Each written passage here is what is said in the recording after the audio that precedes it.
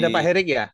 Oke, Oh iya, mantep Pak Herik yang dulunya dari SGS tuh.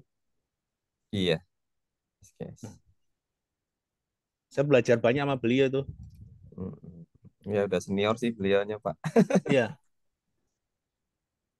Kalau saya Jadi pemain ini Pak ya. baru di mining. Hmm. Oh, iya. Jadi all and gas Pak ya. Awalnya saya basic oil and gas, kemudian terlibat di Antam ya, Feni Haltim untuk smelter, sama di Pomala. Habis itu setelah oil and gas, tiba-tiba ditawarin, mau nggak join sama kita gitu. Ya coba-coba deh rosternya. Kalau di PHR kan saya nggak bisa pulang Pak, saya harus residen. Sedangkan rumah saya kan ada di Sumatera Selatan, jauh banget gitu ya. Nggak ada roster Pak ya. Nggak ada roster. Kan Sabtu Minggu saya, aduh istri protes, anak protes, ibu juga protes. Ya udahlah. PHR Pak ya? Iya, PHR Pak. Wah, nginepnya di Susuka itu kali itu. Ya, Di saya di Duri ya? Duri, saya di Di Duri, sini. saya di Teladan 2. Weh, mantep. Sekarang pindah mining Pak.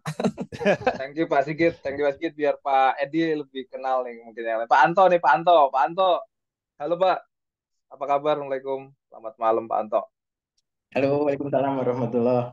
Alhamdulillah baik. Apa kabar semuanya?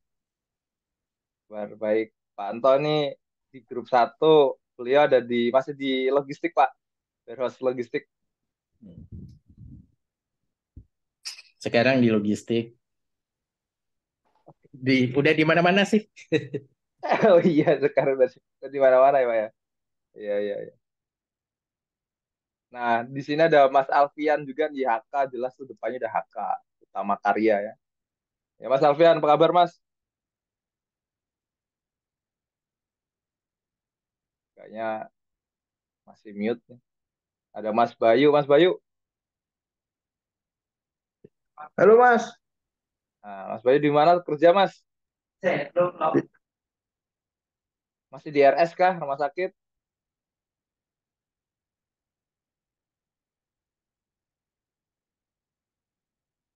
Halo? Ya, halo Mas, suaranya putus-putus Mas. Masih di rumah sakit kah? Ya, masih Mas. Eh, oh, Masih. Teman mau pindah di Tangerang. ah, apa rumah sakit juga? Iya, manduin yang internasional Mas. Wih, di internasional kelasnya. Oke, thank you Mas. Ada Mas Ronald. Oh, itu Mas Alfian. Halo Mas Alfian. Halo Mas Yud, Mas Ronald. Halo, Mas Alfian. Halo, sorry. Udah gabung. Mas, posisi di set mana Mas? Aku di kantor, ya Oh, masih di jaga kantor. set nih. Cuman ya muter-muter aja. Iya, iya. Mas Ronald, halo Mas Ron. Ini yang tadi di pabrik Yun. saya suruh pulang Halo semuanya. cepet-cepet ini. Berbalik. Thank you Mas Ronald. Terus ada Pak Sri, Pak Sri.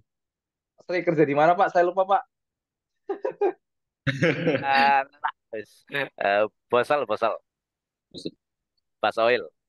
Ya Ya. dulu bareng Masih sama Pak suka Sigit, jalan berarti kaki kalau Pak Sri? PHR sama Pak Sigit Rio, saya di, ah, Masih suka jalan kaki Pak Sri? gimana? Masih suka Masih jalan 4 kaki kilo, dari kantor ke 4 kilo, stasiun Tebet? oh, iya, iya 4 kilo, Nah, kayak iya siap. semuanya udah kenalan nih kayaknya nih, ya kan? Sekarang gantian saya mau ngajak kenalan Pak Edi.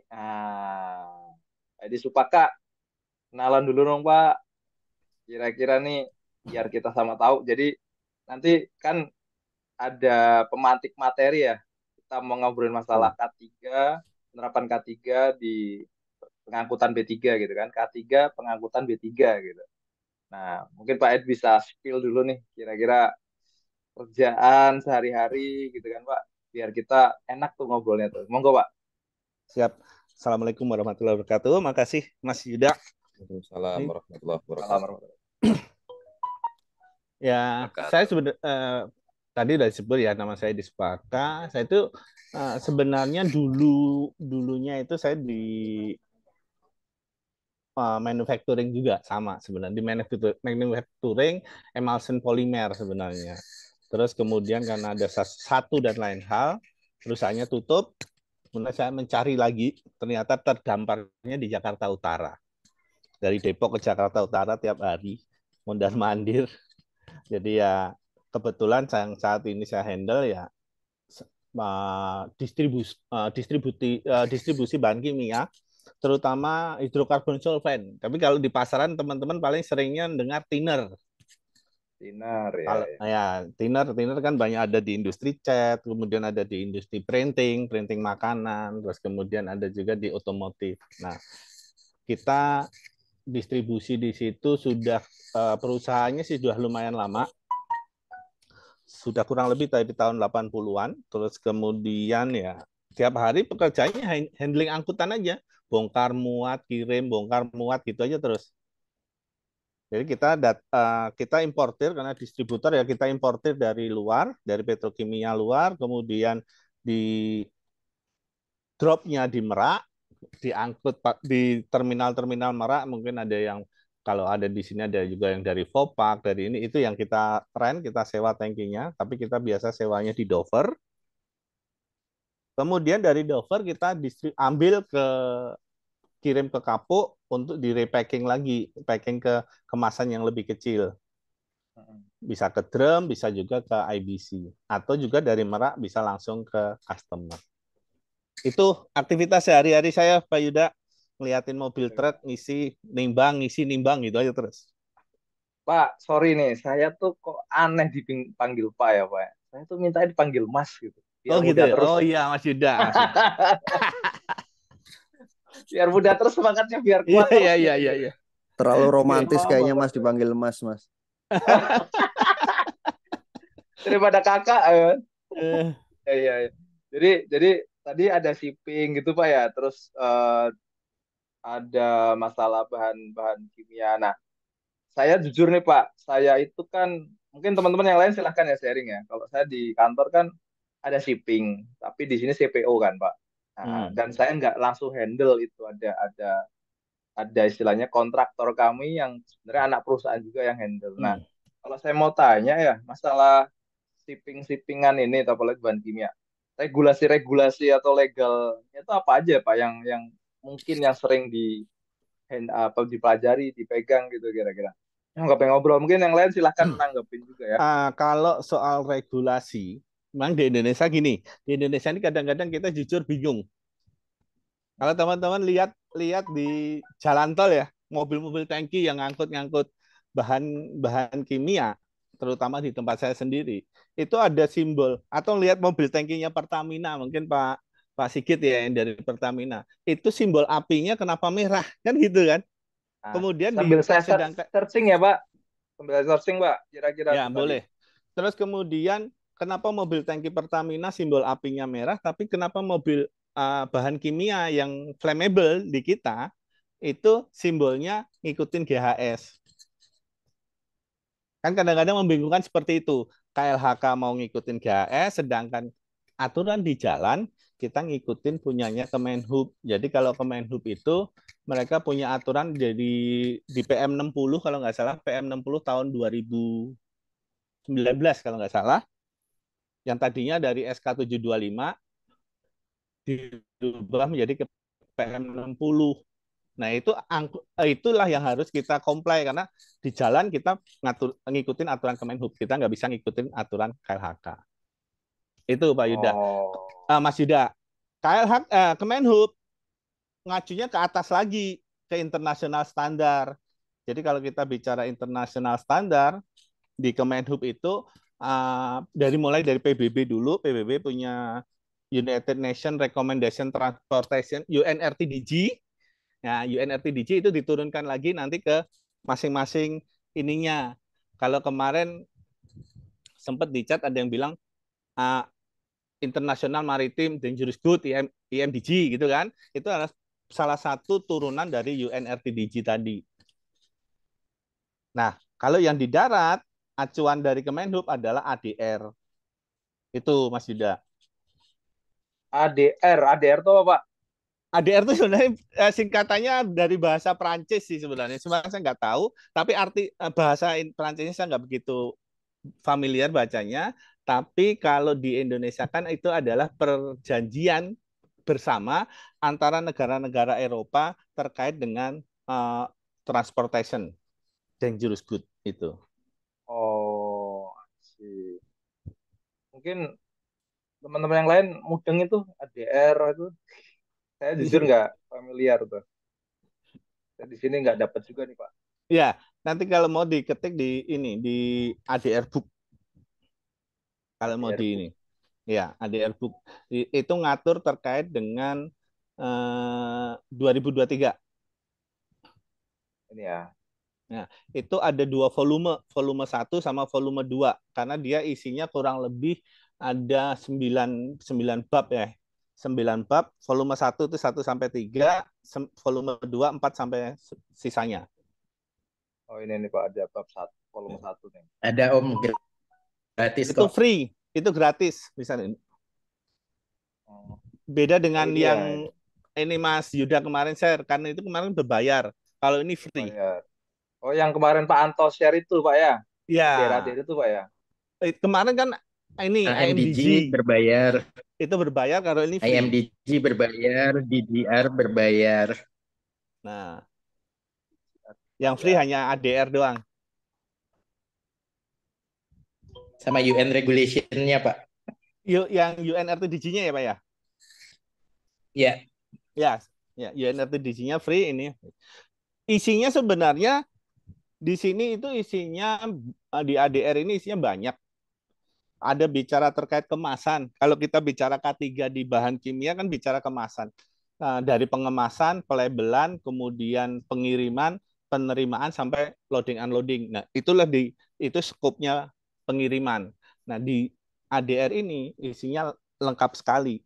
Kemasan apa yang boleh kita pakai? Terus kemudian dari sisi kemasan, kemudian dari apakah plastik bahannya atau ini semua itu ada aturannya. Terus kemudian ada di sini di isinya kalau nggak salah itu di chapter 3 atau di partnya 3 itu isinya dangerous good list, DG list. Itu di masing-masing tadi ada IMDG, terus kemudian UNRTDG sama itu isinya ini DG list. Nah, ini yang dipakai acuan oleh Kemenhub untuk di angkutan darat ADR ini. Nah, di Jilis ini isinya banyak. Ada ini karena memisahkan atau memetakan bahan kimia itu berdasarkan UN number-nya. Mungkin Pak Anto kemarin ada apa Pak? Apa sih membahas apa Pak kemarin Pak, mau sharing apa Pak? Tanya atau apa Pak? Pak Anto mungkin jadi saya bisa tahu juga nih apa yang Bapak Atau gini, bereskan. Pak Mas Yuda klik di ini deh, apa adrbook.com.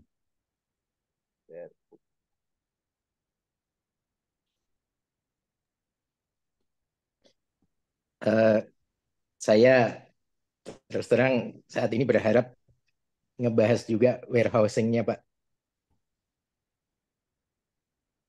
Warehousing-nya juga. Ya, klik ini. Nanti kita ini kan, Pak. Dilihat di sini mungkin nanti akan terlihat di situnya, Pak. Kalau ini ADR bicara sih banyak di pengangkutan sih ya. Ini lemot nih saya nih Pak. Jaringan saya lemot. Kalau biasanya lebih familiar dengan GHS ini Pak ya. Ya, kalau di industri banyak kan pakai GHS sih Pak. Kalau transport maksudnya yang Kemenhub tadi ya Pak ya, ADR ya. Transport akhirnya begini, pada saat KLH kita kan gini, untuk mengurus perizinan transportasi itu kan ada 2 kementerian yang harus kita lalui. Satu adalah Kementerian KLHK untuk mengeluarkan rekomendasi, terus yang kedua baru Kementerian Perhubungan. Pada saat kita masuk ke Kementerian KLHK, itu kita harus ngikutin maunya mereka, Pak. Maunya mereka apa? Label GHS yang dipasang di situ. Kemudian begitu masuk ke Kementerian Perhubungan, kita pakai labelnya ADR. Jadi dua-duanya harus ada. Bedanya apa ya GHS sama ADR itu Pak? Beda logonya atau apanya aja Logonya, ya? beda di logonya. Oh, Kalau contoh gini, ADR itu sama Kementerian Perhubungan di PM 60 tahun 2019 itu mengatakan bahwa barang berbahaya atau DG itu dibagi menjadi 9 kelas. Itu dulu. 9 kelas itu apa? Mudah meledak, terus gas bertekanan, cairan mudah terbakar, terus kemudian padatan mudah terbakar, ada zat pengoksida atau oksidator, terus kemudian ada beracun, ada yang ketujuh itu radioaktif, ke-8 itu korosif, ke-9 berbahaya lain. Itu masuk ke dalam aturan PM 60. Nah, kalau yang di Kementerian Lingkungan Hidup, simbol GHS-nya ada yang sedikit berbeda di situ perbedaannya. ADR simbol kali ya, saya tulis ya, seperti ya.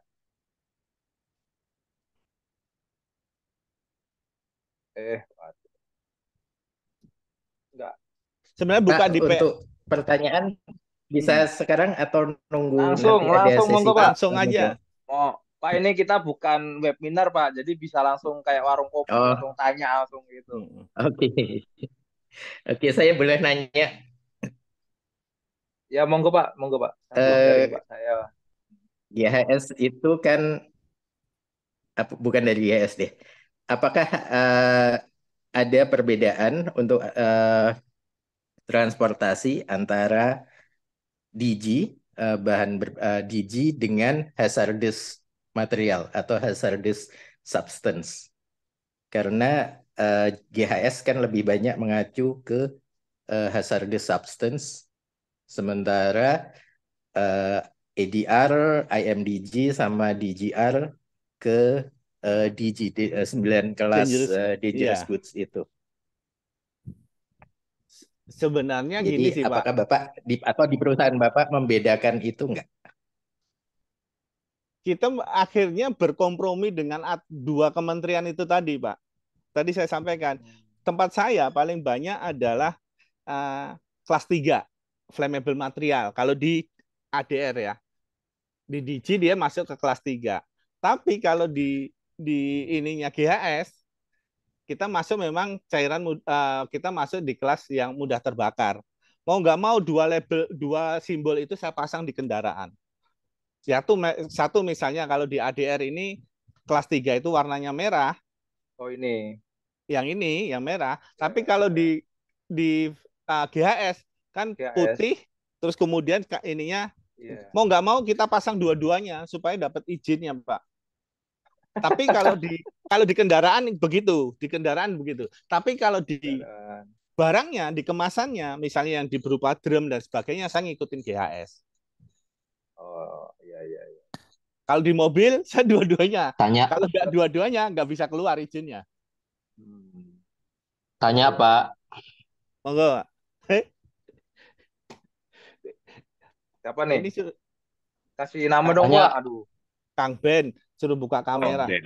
Oh Pak Ben ini mah suhu ini. Tanya Om. Selamat malam semua nih Om Edi. Om Anto. Ini mah suhu saya. Saya pakai suhunya suhu saya. Sehat-sehat semua. Ini yang nemenin saya di Sentul kemarin. Aduh. Sehat-sehat Om. Alhamdulillah sehat. Ini seneng nih ngobrol sama teman-teman nih. Mantap nih. Semoga sehat-sehat semua ya. Besok 17-an jangan pakai dangerous good ya Pak. Siap. Kalau karbit itu dangerous good golongan berapa ya karbit yang kalau 17-an dipakai buat beledak-beleduk itu? Solid. Kan itu solid mudah terbakar ya. Berarti kelas 4 ya. Nah, kalau misalkan orang beli kalsium karbida yang kita kenal karbit itu untuk 17-an. Cuma 5 kilo, Pak. Itu butuh izin nggak, Pak, untuk ngangkutnya? Jadi maksudnya begini, awareness ke teman-teman di bawah itu yang awam itu. Ini kalau saya ngangkut sekian banyak, saya harus izin nggak? Satu ya. Kemudian yang kedua, telanjang begitu bisa nggak tuh maksudnya? Ini dalam rangka 17-an nih, banyak orang kan beli petasan, beli kalsium karbida. Nah, itu dari tempat dia beli misalnya 5 kilo. Wah, masih kurang. Beli aja 100 kilo. Nah, dari dia beli 5 Ah, kilo mungkin nggak perlu izin. Tapi kalau mungkin 100 kilo, nah ini ada izinnya enggak. ini Om Benny nanyanya ini nih, ini teman-teman, ini padahal ujiannya bareng sama saya dia Mas Yuda. Beliau provokatornya, beliau cepat selesai duluan. Saya kepancing. Ini nih. Ngetes itu Pak D. Ngetes Iya. ini. Tapi bener Bu, loh Pak, ini pertanyaan Pak Ben tuh Ya, kayak mancing aja, mancing. iya. Bener-bener. Ya, Pulangnya saya ini pun yang duluan nggak tahu lagi. loh ini. Datangnya belakangan, pulang ini duluan ya. yang sebelah. Iya, karena kebelet kemarin, kebelet aja. Ya, coba saya lagi buka di adr.com coba. Kalsium karbida ya. Yup. Ya, kalsium karbida. Enggak, buat pengetahuan umum aja nih. Jadi kalau bawa beli cuka, misalkan beli cuka ya 1 botol kan nggak masalah. Tapi kalau beli cukanya untuk 1 RT misalkan, nah itu gimana gitu? Ada LQ kan Ya, atau EQ, nah, limited quantity dan expected quantity. Nah, ya. itu dia. Lagi saya buka dulu Pak di ini ADR booknya 14. Share screen Pak, Siap. Pak Ed. Ini lagi nyari dulu. Ya. Tapi bener juga sih ya. Kadang-kadang begitu sih yang saya juga nggak bisa belajar lebih dalam itu. Itu Karena trainingnya di mana Pak Ben?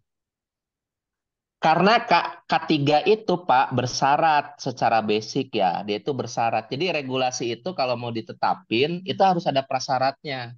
Prasyaratnya itu yang pertama adalah kuantitas bahan.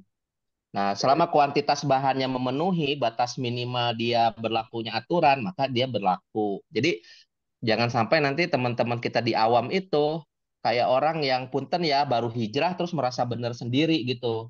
Wah, ngelihat ini bawa cuka nih, misalkan 5 liter. Wah, ini nggak sesuai dengan ADR gitu. Maksudnya, jadi K3-nya itu terkait izin dan seterusnya itu ada batasan prasyaratnya. Jadi kita jangan jangan pernah ya kayak kayak saudara saya lah, kakak saya gitu. Nggak orang lain ya, biar nggak diprotes nih. Jadi berhijrahnya sayanya yang disalahin gitu. Jadi oh, enggak gitu. Jadi kayak begitu. Nah, itu di izin pun mungkin ada ya di PM60 ya, itu Iya.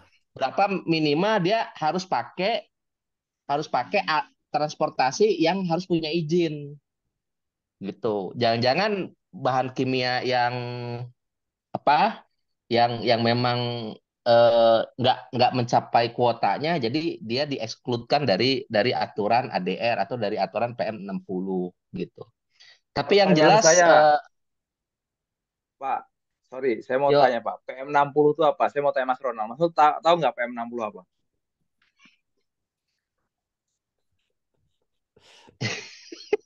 Nah, Pak, kasih tahu lah Pak Nggak tahu Ben. nih Pak. enggak, jadi di istilah kami ini ya, kalau Di Kementerian Perhubungan perhubungan tuh itu selalu PM itu menyingkat peraturan menteri peraturan menteri. nomor 60 tahun 2019 ya, Pak Ben ya? Iya, betul. Kalau di keuangan jadinya PMK gitu loh, Ya. PMK. Jadi yang paling benar sih permen ya, permen gitu. Permen apa? Permen hub. Permen apa? Permen LHK. Kadang kita nyingkatnya PM. PM tuh apa sih? Perdana Menteri. Nah, Iya, ya itulah Pak, benar-benar kayak gitu tuh yang kadang kita nggak tahu Pak. Jadi PM60 itu tentang penyelenggaraan angkutan barang di jalan. Itu Mas Yuda. Ya. Ingat karena kemarin soal ujian keluar ya, Pak Ben. iya. Dan saya pikir gini ya, yang ingin saya tambahin Om ya, maaf nih ke teman-teman yang lain. Ya. Jadi terjadinya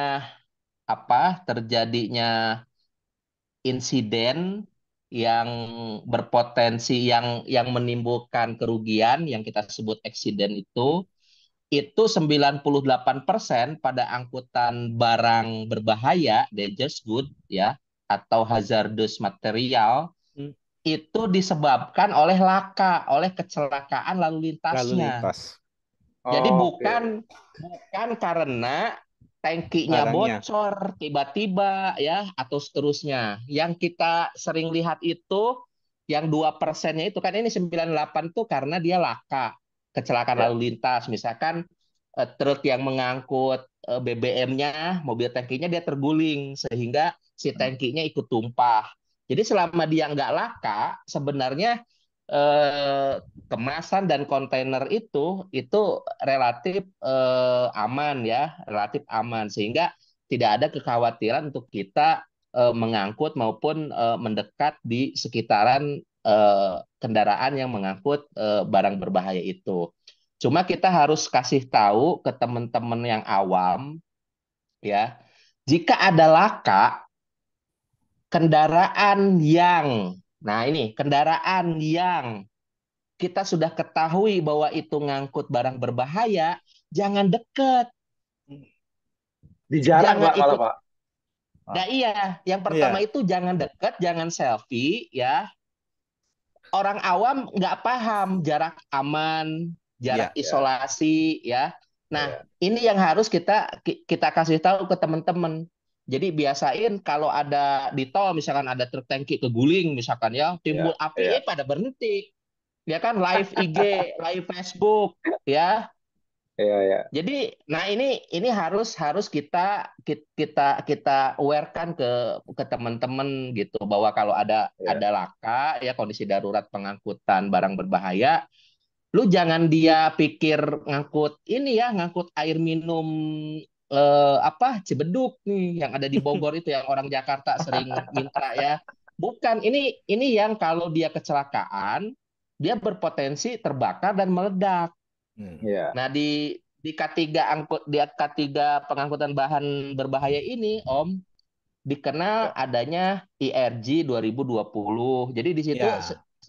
secara teknikal kita tinggal ngetik aja berapa jarak aman dan seterusnya. Dan itu sama pengemudi angkutan berbahaya itu dia harus diimplementasikan misalkan ya tangkinya laka nih kecelakaan, kemudian berpotensi untuk terjadinya kebakaran dan ledakan. Nah, si pengemudinya itu harus sigap untuk membuat jarak isolasi dari truk yang kecelakaan itu dengan perimeter di sekitarnya. Jadi Iya. Oke. jangan lupa Mendekat. bahwa betul karena dia harus mengidentifikasi apa yang akan terjadi kira-kira gitu. Ya. Jadi Pak, Jadi IRG 2020 tadi ya? itu ya betul. Emergency Response Guide. Itu adanya di Oh. aplikasi Android, Mas Yuda. Oh gitu. Jadi tapi mencarinya juga based on UN number dari chemicalnya. Oh, Ya ini oke. isinya, tapi kalau di aplikasi Android dia cepat, tinggal ketik UN number dia akan keluar langsung ininya. Oh, udah rilis tuh free ya Pak ya di Android ya? Free. Nah, itulah yang di Permen LHK nomor 74 terkait program kedaruratan pengelolaan B3 dan limbah B3 itu wajib bagi pengelola B3 dan limbah B3. Nah, pengelola ini kan ada 4 pihak. Yang pertama produsen, yang kedua adalah pengangkut, ya. Pengangkut nih. Yang ketiga adalah penyimpan. Penyimpan itu yang ketika ngangkut warehousing ya. Yang keempatnya adalah endingnya end user. Nah, itu dia harus empat pihak itu dia wajib membuat program kedaruratan. Jadi K3 pengangkutan B3 itu yang pertama kan dari mulai dia dikemas, kemudian dilabelin, dikasih marking dan seterusnya. Kemudian nanti ada dokumentasinya ya. Dokumentasi itu artinya dia ada papernya, paperworknya ya. Kemudian yang yang ketiga itu handling ya, handling selama pengangkutan termasuk naikin dan nurunin. Nah, yang terakhir itu adalah penanganan kondisi darurat jika terjadi. Nah, itu sebenarnya K3 yang ada di Pengangkutan pengangkutan. biji. Betul. Pak Gitu. Pak Ber sama Pak Ed, tadi ada Pak Anto tanya tuh yang masalah DG versus hazardous Substance. substance ya, Ya. substance tadi ya. Ya. Nah itu Ya. bedanya apa sih gitu? Mungkin Pak Anto lebih jelas. Mau tadi Pak saya nyatetnya cepet-cepet tadi itu. Pak Anto. Iya. Kalau goods, Iya. Bapak tahu ya Iya, goods ya. betul. Goods itu kan Itu barang. barang, Pak. Barang itu bisa barangkali itu bisa jadi pasir, batu. Jadi goods itu ya dalam literasi kita nih, nggak usah buka inilah apa namanya kamus. Jadi kita yang umum aja. Goods itu barang, Pak. Ya. Kalau substance itu lebih ke arah bahan kimia. Jadi ya bahan kimia yang diproduksi langsung oleh si maker gitu. Nah, itu hazardous substance. Walaupun sebenarnya secara karena saya kebetulan orang kimia yang lulusan SMEA, Pak. Jadi jadi kalau hazardous substance misalkan ya, hazardous substance ya kita hukumi ya, kita pahami aja sebagai secara umum gitu ya, itu sama aja dengan dangerous good. Di Indonesia ada lagi, satunya barang berbahaya, satunya barang berbahaya dan beracun. Yang satu ngacunya ke PP 74, ya, yang satunya nggak ngacu ke PP 74, sehingga muncullah istilah yang berbeda. Yang KLHK itu ngacunya ke PP 74, namanya B3. Orang 2001 itu ya, orang Pak ya? 74 2001 ya? PP 74. Betul. Orang KLHK perindustrian ya itu Kemenhub dan perindustrian ngacunya ke dangerous good. Yang di Indonesia ini jadi barang berbahaya saja. Padahal nih dalam ilmu K3, meja yang ujungnya runcing aja udah bahaya. Hazard. Iya. Cuma untungnya di peraturan, di pasal 1 itu selalu di semua peraturan itu definisi disebutin bahwa yang disebut dengan bahan berbahaya adalah ini yang penekanannya, sehingga nanti kita bisa, oh ternyata kalau di luar itu nggak diatur oleh aturan ini gitu. Ya kira-kira kalau K3 di angkutan barang berbahaya ya banyak, tapi 4 hal itu aja sih. Jadi kemasan itu harus clear, Pak. Ya, prinsip mengemas itu cuma 3 ya. Yang pertama material bahan yang dikemas dengan kemasannya itu harus kompatibel. Di luar itu nggak boleh.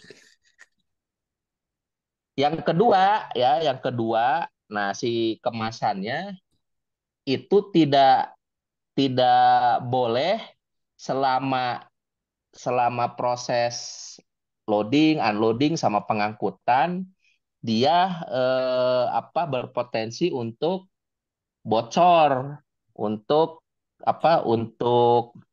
tumpah dan seterusnya. Makanya di situ ada seal, ada nanti double seal dan seterusnya. Yang ketiga tuh terkait dengan penyimpanan. simbol dan label dulu. Jadi di kemasan itu Pak harus ada identitas. Kebayang kan kalau Mas Yuda ngisi cuka di dalam bekas kemasan air minum dalam kemasan, bisa mereknya Aqua. Orang yang nggak tahu itu cuka, dia akan langsung minum. Nah, itulah fungsinya label dan marking, label dan simbol ya. Yang keempat di kemasan itu adalah yang itu tadi kalau dia dilihat jenisnya, misalkan kalau dia mau sesuai dengan karakteristik dan aturan di ADR-nya di tabel 3 itu. Nah, itu dia harus apakah dia boleh single packaging, single kemasan, atau dia harus kombinasi gitu. Nah, itu 4 aja kalau di kemasan. Nah, itu tuh ada semua di buku ADR yang tadi Mas Edi kasih tahu. Coba saya mau share Ben. itu bisa ini Silakan, masih. silakan. Bisa Orang kok masih langsung di share. Pak Ben mau harus nanya soal disable kemasan. participant screen sharing kok. Udah Pak, sorry. Masih. Oke. Udah ya. Pak Ben nanya soal kemasan boleh? Boleh, Om. Boleh sambil jalan aja. Nanti Pak Eka juga jawab itu. Kalau dia kemasannya kan tinggi ya, gede. Terus terang saya belum pernah baca PM60, tapi saya pernah baca keputusan Dirjen yang 725. 725. Ya. Itu di situ dibilang kalau yang berhubungan langsung dengan materialnya itu namanya wadah. Iya. Atau packing. Sementara kalau kemasan itu adalah overpack. Jadi wadah itu dimasukkan dalam overpack menjadi kemasan. Kalau tadi Pak Ben kemasan tadi yang apakah wadah atau memang overpack kemasan yang dimaksud? Jadi di angkutan barang berbahaya itu ada berbagai istilah yang kalau kita sebut di Indonesia namanya satu kemasan, satu pengemasan, kemudian ada paket. Jadi kalau di Inggrisnya itu satu packing, satunya packaging, satunya package. Nah, kalau kita lihat di tabel 3 nih yang lagi dibuka, yang ada itu adalah packing instruction misalkan. Packing instruction artinya instruksi pengemasan. Ya. Nah, instruksi pengemasan kalau tadi bahasanya Mas Anto ya, itu wadah. Jadi wadah yang kita kenal sekarang itu kalau di Indonesia Om, tangki gaban isotank sama truk tangkinya Mas Edi ini itu masuk ke kemasan.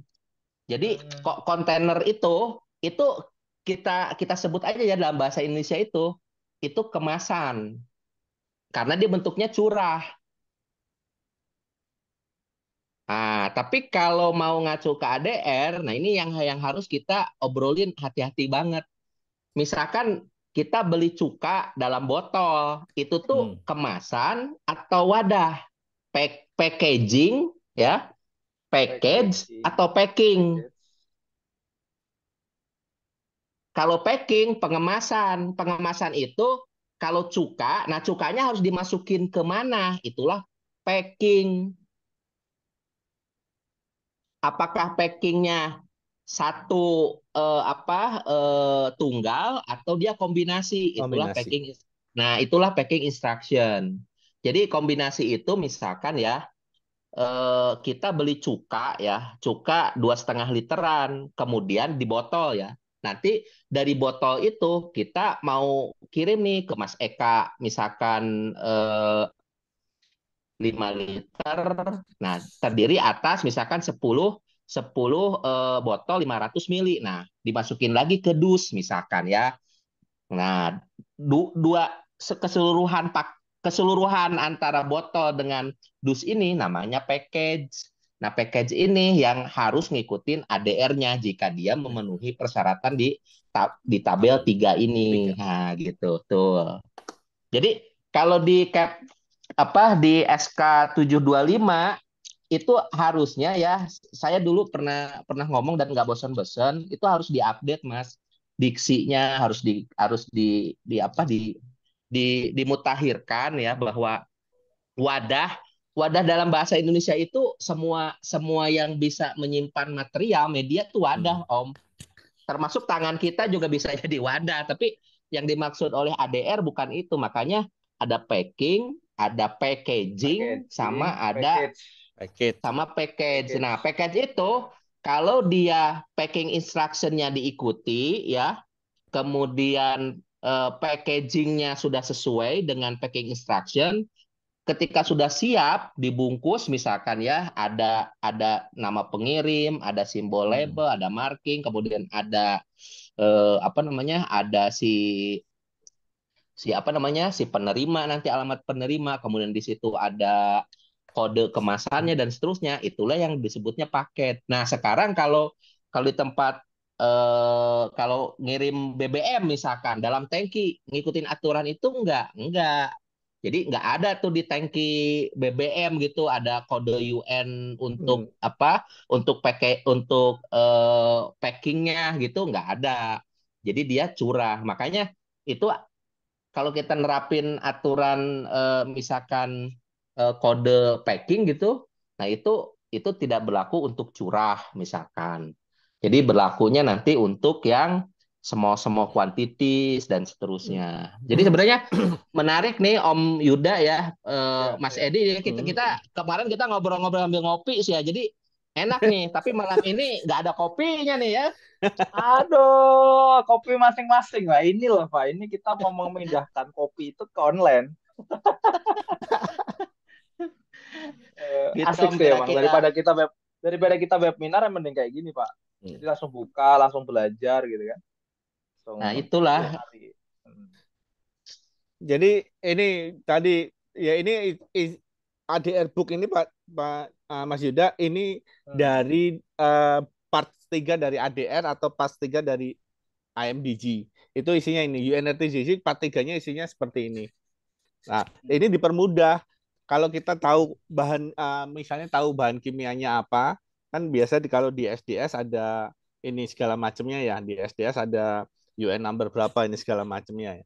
Itu kita bisa cariin tadi Pak Mas Ben sebutin kalsium karbida misalnya. Ini UN number-nya 1402. Nah, di sini kita bisa tahu nih kalsium karbida 1402 di sini di tabel ini kelasnya berapa nih? Kelasnya 4.3. Sorry. Kelasnya 4.3. 4.3 itu termasuk dalam kelas yang padatan mudah terbakar. Plus dia kalau 4.3 kelasnya padatan mudah terbakar, 4.3 itu berbahaya jika basah. Ini di sini nih. Tahan dulu Pak, 4.3 itu bisa kita lihat di mana klasifikasi itunya? Nah, dokumen itu apa? ada di ADR book yang di part 2 klasifikasi. Oh, ada part 2 ya, ya. Di situ ADR ada book semua ya. Ya, di situ semua sebenarnya. Cuman ini dipermudah untuk mencarinya. Kalau ini diklik ya sebenarnya kalau di sini diklik dia akan muncul. Oh gitu. Hanya Sesuai disimplify-nya ADR book gitu. tadi. Iya. Asik juga ya kalau ada aplikasi kayak gininya ya. Iya, kalau kita baca ADR IMDG-nya, ini yang ada baru ADR ya. Kalau di IMDG saya nggak tahu. Kalau di ADR ini dipermudah, cara bacanya dipermudah seperti ini. Pak, kan contoh nih Pak, ini kasus lah ya langsung aja di kalau kita lihat ke area Sumatera gitu kan, cuma itu kan banyak truk tangki ya, tangki CPO gitu kan. Nah, kalau saya lihat tuh truk tangki CPO itu tuh polosan gitu loh. Polosan tanpa ada ADR apa simbol atau GHS simbol tuh piye itu menurut? Pernah nggak ngulik-ngulik atau ngerasani perusahaan-perusahaan itu? Kalau ngerasani sih juga sering ya. Kalau di Sumatera kan udah overload, overdimensi lagi panjang-panjang gede-gede gitu kan. Nah, kalau ngerasani sudah. Cuman kita harus cek lagi CPO tadi ada nggak di dalam book ADR-nya. Kalau ada, baru kita bisa arahkan ke situ. CPO itu masuk ke masuk dalam kelas dangerous good nggak? Kalau masuk, ya sudah. CPO itu crude palm oil ya teman-teman ya. Mungkin saya salah nyebut tadi. Berarti kita harus cari tahu dulu CPO itu kelas. Cari taunya di mana Pak? Ada SDS-nya nggak? Kalau di situ nggak ketemu, ada SDS-nya nggak? Di CPO tadi. Labelnya kayak kelas adanya cuma label kelas 3 gitu. Saya pernah lihat tuh. CPO flammable kelas 3. Atau kalau tahu UN number-nya bisa diketik di sini, cari muncul pasti. Oh gitu. Oh berarti UN number-nya itu masukin ke sini ya, caranya gitu ya? Iya. UN number ketikin di sini nanti akan munculnya apa. Ini contoh misalnya kalau kita atau namanya misalnya Hexan, kalau di tempat saya paling sering ada ini. Hexan ada tuh, ya benar tuh.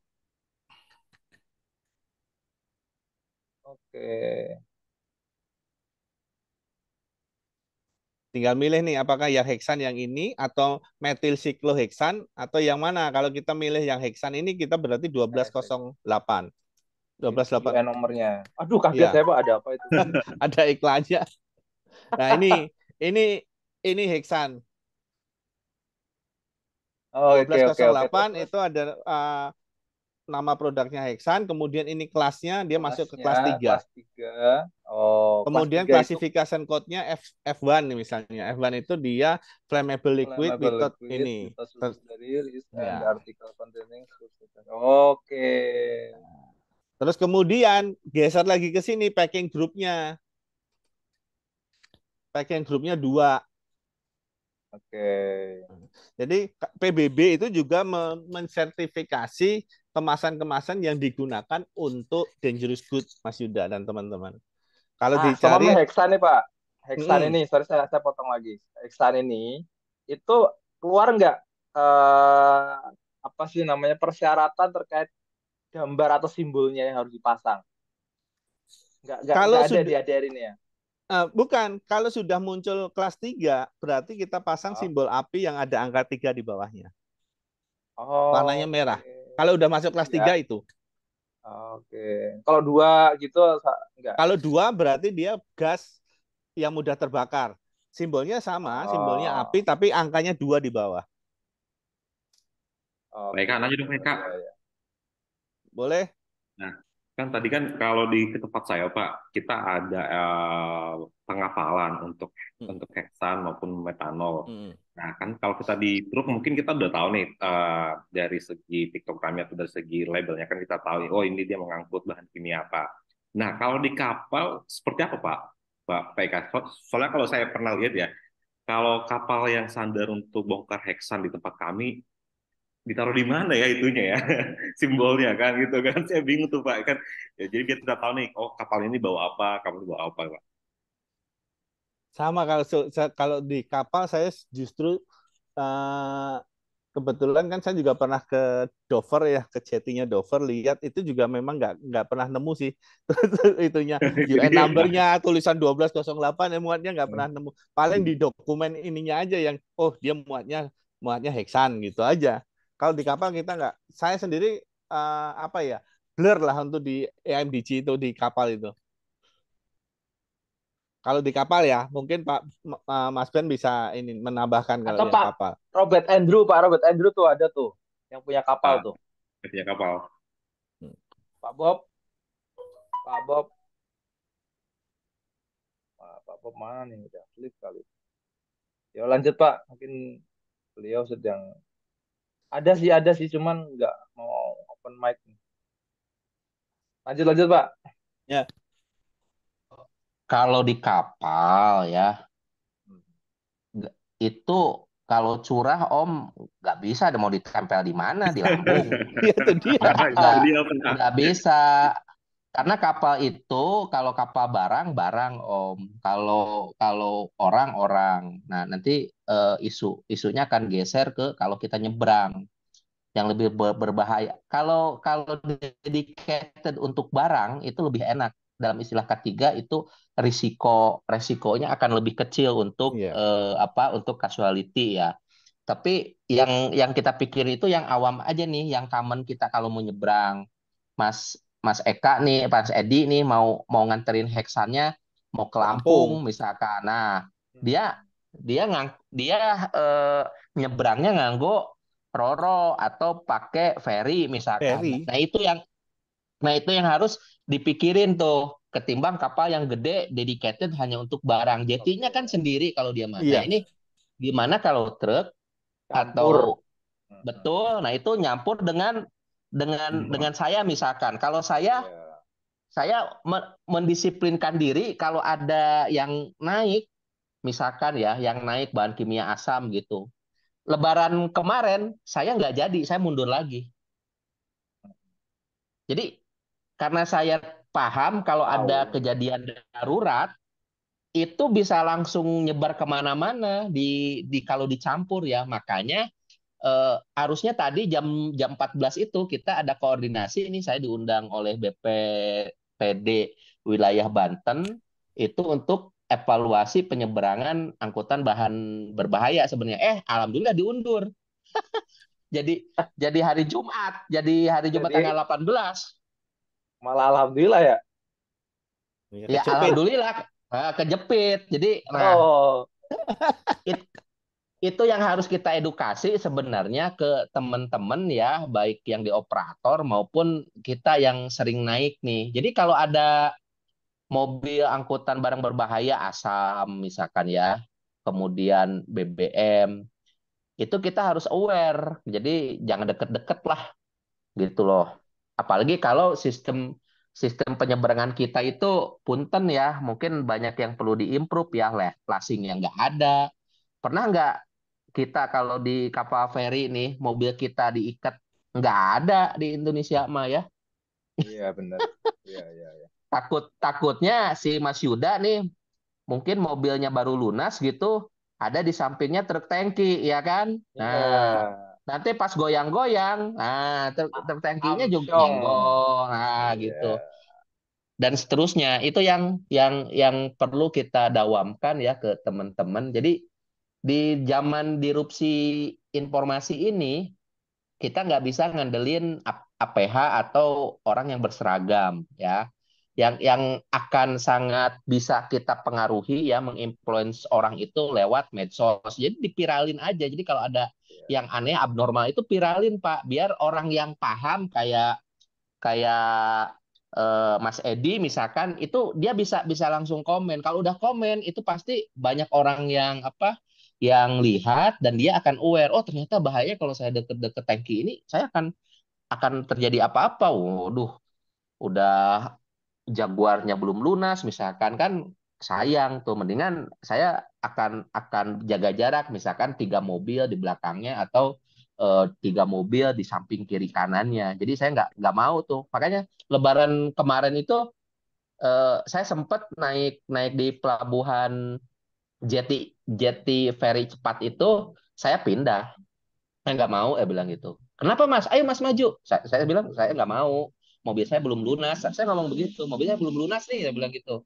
Takut nih mobil di depannya itu truk dua tangki asam sulfat gitu, saya bilang gitu. Si petugasnya, si officer ininya paham ya. Ya sudah Pak, Bapak muter lagi aja naik ke atas. Akhirnya saya bisa naik ke atas. Mobilnya bisa naik ke atas gitu di dek atas, nggak di bawah gitu. Iya. Menarik ya. Siapa yang mau tanya lagi nih, mau sharing-sharing tempat lokasinya, mumpung lagi asik nih. Mas Yuda, boleh nanya nggak? Oh ya boleh banget lah. Ini apalagi itu orang jauh. Ini. Orang jauh. Males saya lihat wajahnya sebenarnya. Matiin aja wajahnya. Matiin kameranya ya. Seragamnya ngeri. Iya. Oke lanjut. Mungkin ada narasumber pengalaman ini. Kebetulan kami sering masuk kedatangan tangki yang mengangkat asam sulfat. Kebetulan produksi kami salah satunya 2S. Kemarin itu ada juga kedatangan nitrogen. Ini besok ada lagi CO2. Kita sudah diskusi dengan Pak D, Edi, Pak TK. Nah, saya bingung ini. Surat-surat dokumen itu wajib ada di mobil atau enggak? Karena apa? Setiap surat yang saya minta, mobil-mobil itu hanya dilengkapi STNK dari 6 tadi, perlengkapan berapa? Kita harus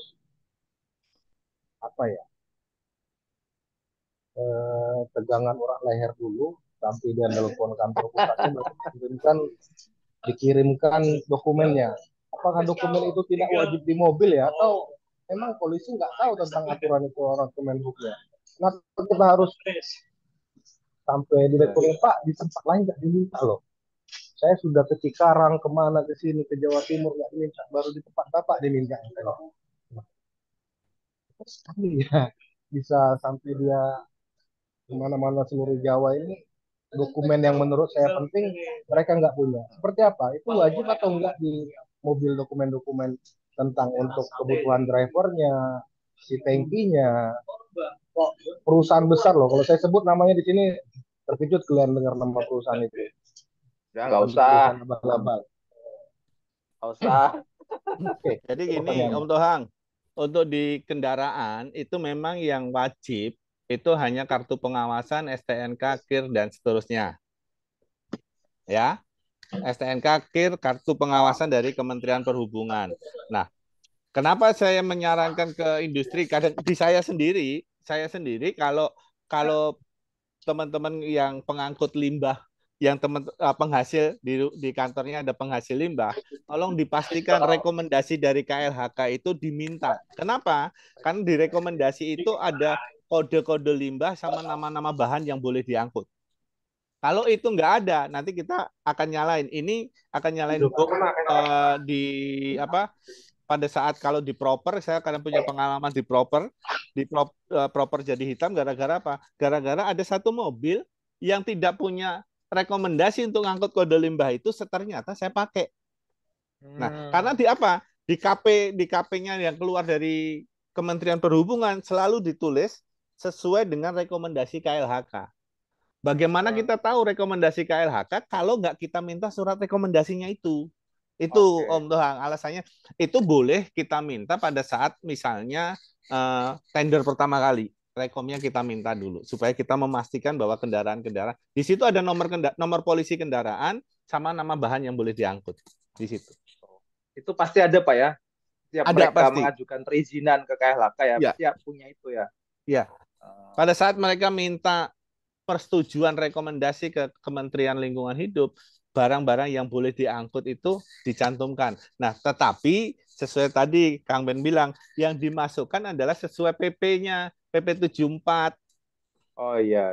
Nah, kalau di PP kalau bahan B3 di PP 74 aturannya, tapi kalau di limbah nanti mengacunya ke PP 22 tahun 2021 itu.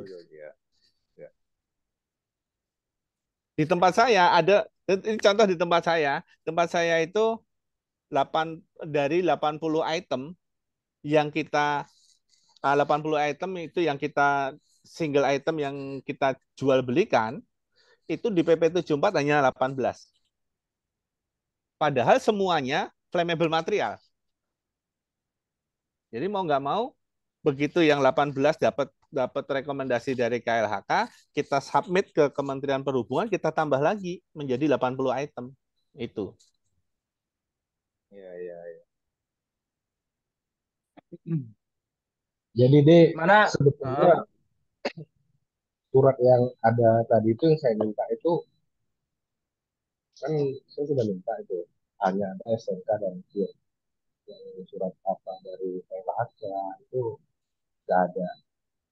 Jadi mungkin aku nggak tahu secara aturan tadi itu Pak D, aku masih kurang nyambung. Itu wajib ada di mobil atau enggak? Walaupun dia punya ditaruhnya di mana lah, di kantornya lah, di memang nggak wajib ada di mobil. Pemeriksaan itu dari Menhub atau polisi lalu lintas tuh nggak ada ya untuk mobil-mobil muatan besar berat yang berbahaya. Itu mereka sekarang gini, kalau yang pernah saya alami juga pada saat saya mengirimkan barang dari Merak sampai ke Surabaya, PJR di sekitaran Brebes dan sekitarnya itu pasti menanyakan izin pengangkutan. Nah, kalau izin pengangkutan, keluarkan aja kartu pengawasan dari Kementerian Perhubungan, beres. Oh, sudah ada, ya sudah selesai.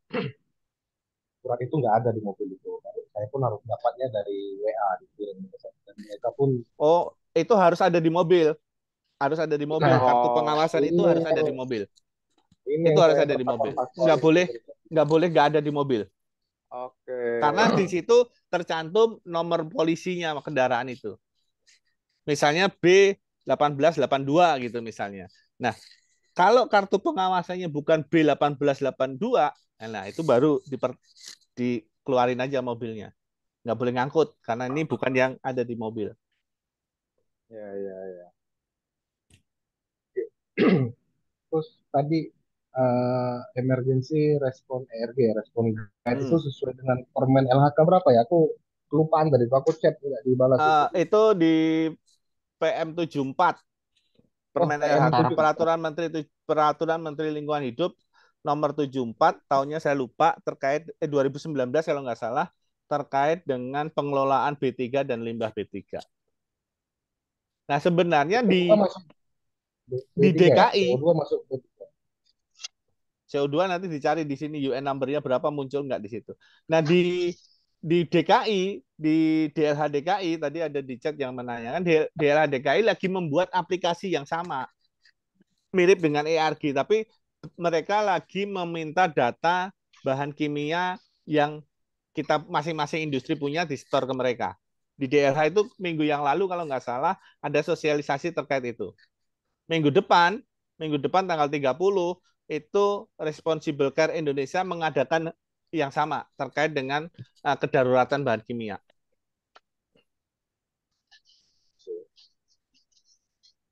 Jadi dari provinsi yang buat dari kementeriannya belum ada ya, dia?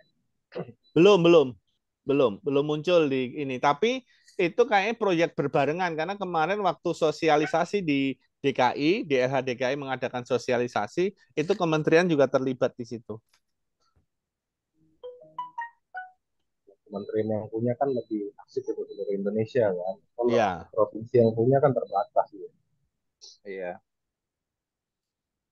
Sekadar usul aja Om, yang pakai baju minyak ya. Jual minyak dia emang Kang Ben. Tohang namanya Tohang. Iya, Bang Tohang ya. Jadi kami itu biasa berprinsip mencegah lebih baik daripada mengobati ya.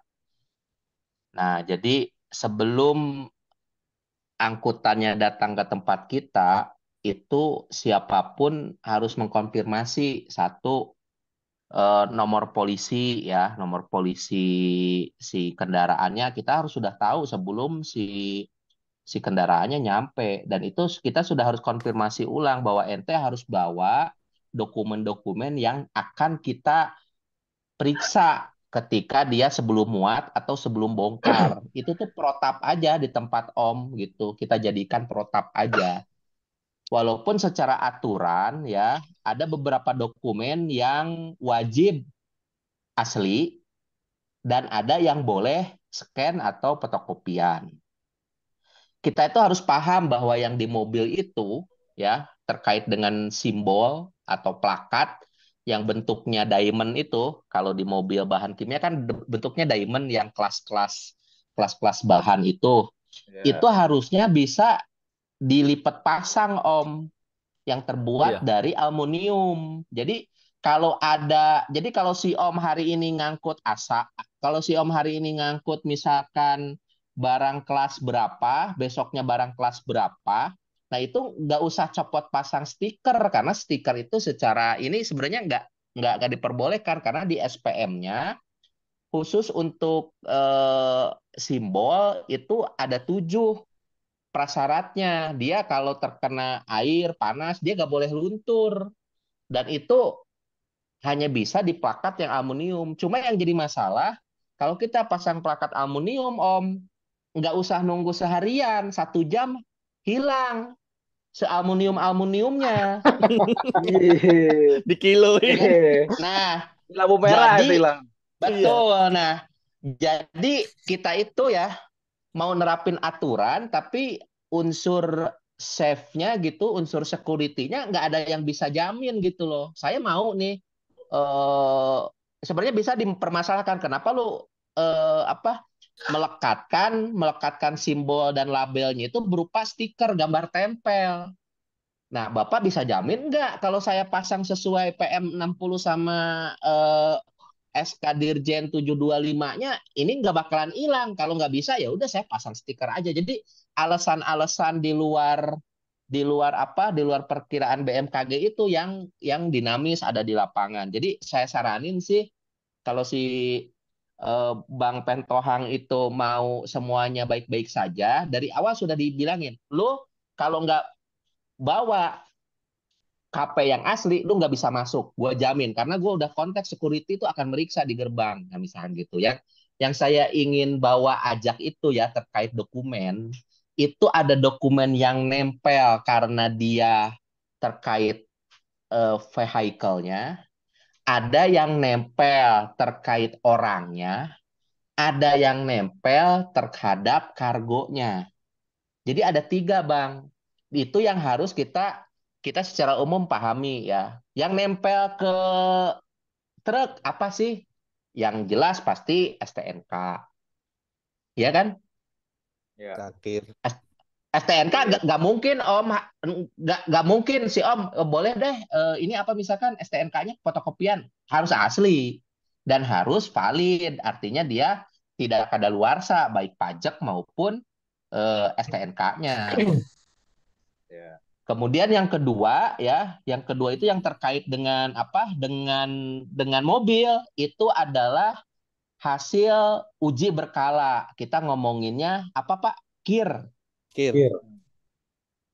KIR boleh nggak fotokopian? Nggak boleh Pak. Harus dibawa asli karena itu nempel ke mobil. Apalagi Pak yang nempel ke mobil? Itu aja sih KP. kalau KP KP ya, kartu pengawasan. Nah, itu harus asli, Pak. Biasanya KP ini, mohon izin ya, sama sih kayak STNK. STNK itu kan dikeluarin dari samsatnya cuma satu ya. Nggak bisa satu untuk pertinggal, satu untuk pengemudi, satu untuk perusahaannya itu nggak bisa. Semua hanya satu. KP juga begitu. Nah, mensiasati itu gimana Pak biasanya? Nah, kita itu dokumen-dokumen yang terkait dengan itu dijadikan satu bundel. Kalau KP-nya itu biasa kita laminating, itu ada di cabin, ada di dokumennya di cabin. Jadi kita sediain satu kompartemen tipis aja lah, kayak binder note ya, kasih di situ semua. Kemudian terkait dengan orang, ya udah jelas ya SIM, ID. Di PM60 sama di CAP 725 Pak. Ya, kalau Bapak pernah lihat taksi, kalau kita lihat di dashboard ada apa Pak di dashboardnya taksi nih? Taksi bukan online ya? Nama driver. Nah, ada ID si pengemudi. Harusnya di kita itu yang ditempel di situ juga ada ID pengemudi. Itu ada Pak di SPM-nya ya, standar pelayan minim itu ada. Kemudian apalagi Pak? Dan seterusnya dan seterusnya. Kemudian yang paling rumit adalah terkait dengan dokumen kargo. Dokumen kargo itu tadi ya, surat jalan, ada SDS. Kalau dia ada DO, DO. Kalau dia ngangkutnya kemasan ya, ngangkutnya barang yang mudah expand, mengeluarkan uap begitu, berarti si wadah yang tadi kita sebut, anggap aja wadah gitu ya, curah itu. Nah, itu sertifikasinya gimana? Karena beda Pak, ya ngangkut tadi air ya, tangki air dengan tangki BBM misalkan. Yang satu Mas standar-standar bahan kimia mudah terbakar, yang which is dia di atas 60 ke bawah di bawah 60 itu udah jadi cairan mudah terbakar. Kalau air kan nggak bisa. Nah, kalau udah mudah terbakar bagaimana? Dia selama pengangkutan ngelewatin Babelan sampai Tambun, suhunya kan 43 kayak orang lagi demam. Nggak bisa tuh disamain dengan ngangkut tangki kayak gitu-gitu. Jadi nah itu nanti saya coba share lah nanti lewat Mas Yuda ya, dokumen apa yang menjadi bagian dari checklist ya, baik limbah maupun B3, sehingga itu dikomunikasikan Om Tohang ya. Jangan kita jadi kayak oknum yang nunggu, yang ngumpet supaya dapat duit gitu. Jadi kalau memang salah kasih tahu dulu, lu nanti bawanya kayak begini. Ini ada listnya gua kasih. Setiap lu disuruh ke sini, lu bawa dokumen ini. Jadi nanti ada checklistnya, mana yang harus asli, mana yang harus scan gitu. Jangan juga kita ngejebak mereka. Kok nggak ada pemberitahuan ya? Ini udah gua kasih tahu gitu. Nanti saya share lah ya. Nanti saya share ke Om Yuda nih. Saya punya checklist yang biasa kita kasihin ke vendor-vendor untuk masuk ke premises kita, bahwa ini mana dokumen yang harus asli, mana dokumen yang boleh scanan ya. Yang jelas SIMA harus asli, Pak. SIMA apaan, Pak? Saya setuju itu Pak, saya memang butuh karena gini. Saya nggak tahu anggapan dari perusahaan-perusahaan lainnya. Dan area kami ini area baru. Ya, gambaran Beyond Biru ini baru. Jadi mereka selalu berpikiran, Pak, di Pertamina saya sana, ini bisa loh masuk. Jadi anggapan-anggapan terlalu ngedrop itu sudah di otaknya mereka. Kita sudah minta, bahkan kemarin saya ketemu kir itu palsu. Dikasih dia fotokopi, kan sekarang kir itu bisa di-scan kan. Terus mungkin kita bukan menjebak, Pak. Kita sudah minta asli di email, gitu, di telepon kita kasih. Cuman ada tangan-tangan terlihat, tangan-tangan tidak terlihat yang memaksa kita mengakses barang yang tidak lengkap surat-suratnya. Itu yang kadang saya tidak mau ikut campur. Itu Plat merah, bro, plat perlu merah. kita bicarakan ya. Nah, itu yang kadang kita aturannya harus begini. Saya sudah share dari Pak Edi sudah ngasih lengkap, cuman ya itulah. Iya. Saya Mantap. sedikit kecewa karena saya share Tapi tidak diterima. bro, case-nya sampai nih itu bagus karena di tempat kami juga begitu sama sih. Jadi ya nanti kita tunggu sharing dari Kang Ben. Ya kan? Nah ini Pak Sri udah tes hand nih Pak Sri. Silakan Pak Sri. Terima kasih Mas. Sorry, tadi diem soalnya memang saya nggak bergerak di bidang ini ya. Yang angkutnya ya kayak mungkin pas sama Mas Ventohang lah, ada sama Limbah B3, Selat, kayak gitu ya. Jadi benzen, terus heksen gitu. Walaupun saya juga backgroundnya teknik kimia, cuma ya nggak begitu paham. Tapi gini sih apa namanya dari saya lihat itu kan eh, kita gerak di HSE itu kayaknya kok kebebanan aturan ya. Nah, itu yang saya agak lumayan dari dulu saya berpikir bagaimana sih pemecahannya kan gitu ya. Bagaimana kita itu keberbekan undang-undang dari health, safety, enviro semuanya undang-undang mengurusi hajat hidup orang banyak gitu ya. Nah, itu udah undang-undang di ini diperanakan lagi peraturan pemerintah, peraturan menteri dan lain sebagainya gitu kan. Nah, tadi saya tertarik Mbak Edi, Pak Kang Ben dan lain sebagainya tertarik setelah tadi dilihatin bagaimana cuma ngetik kodenya saja, terus kemudian ternyata kok bisa muncul di websitenya ADR. Saya jadi iseng gitu. Jadi iseng saya coba ambil dari website gitu. Dan ternyata bisa.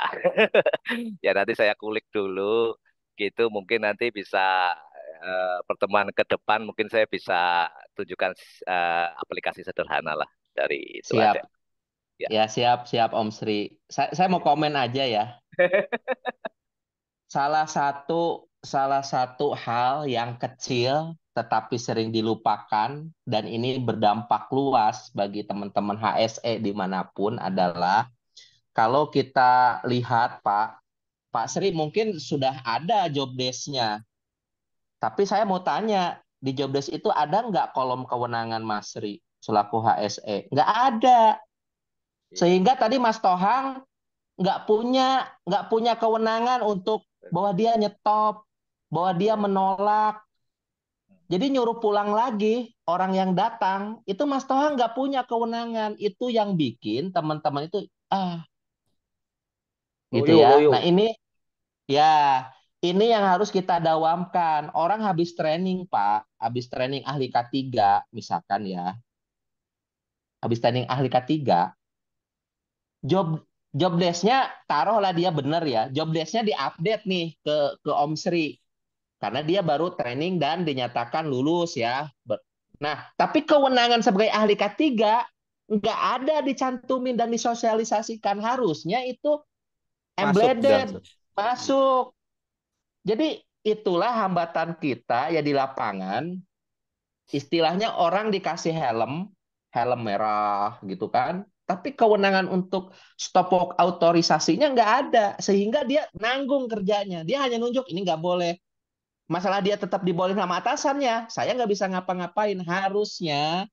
Nah, itu ada kewenangan, Pak. Seorang safety itu, ya, senjata utamanya itu adalah kewenangan. Apa? Ibarat doa ya. Robana atina fid dunya hasanah nih. Doa sapu jagat. kewenangan sapu jagat HSE itu apa, Pak? SWA, Stop Work Authority. Lu nggak ada dokumennya, gue stop. Lu nggak ada ini, gitu Pak. Kalau enggak, kewenangan itu ya nggak ada. Orang safety-nya tumpul, supervisornya tumpul, dia akhirnya lama, Pak. Di lapangan itu butuh kecepatan, memutuskan. Ini orang diperbolehkan masuk enggak? Jadi nggak ada. Makanya K3 kita itu, K3 person, ya safety person, kayak gitu-gitu tuh. Bukan kadang ya, kebanyakan orang HR-nya lupa.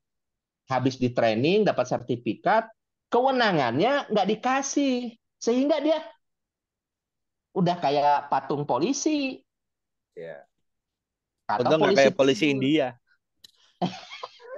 Itu Pak, jadi saya paham lah ya.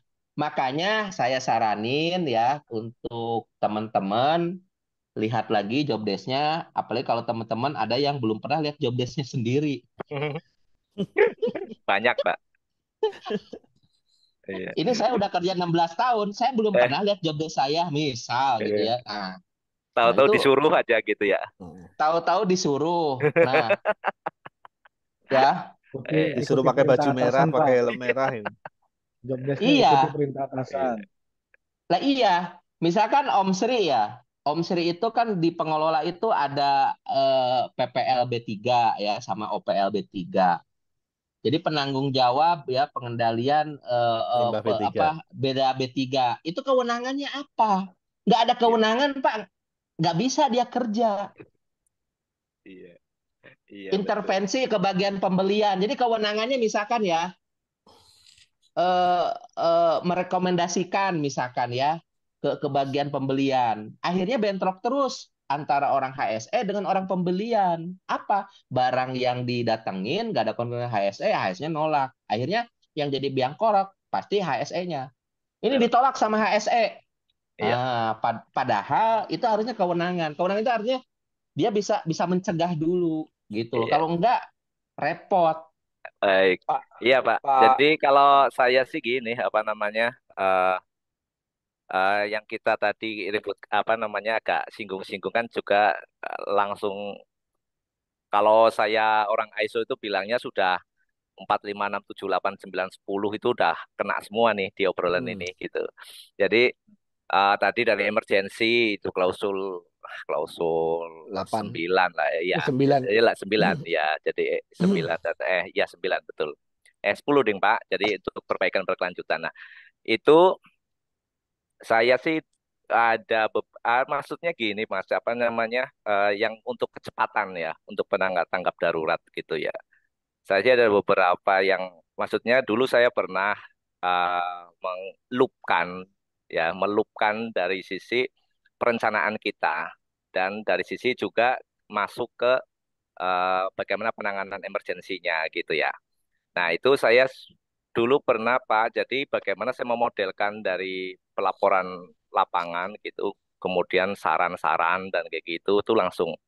Nah, itu mungkin apa namanya dengan obrolan ini mungkin saya sih bersyukur banget gitu ya.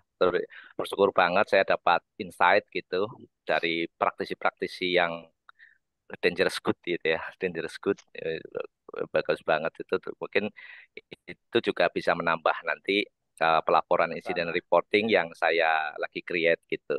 Terima kasih. Mantap. Saya ini lagi di Starbucks cuma jam 10 udah tutup ya.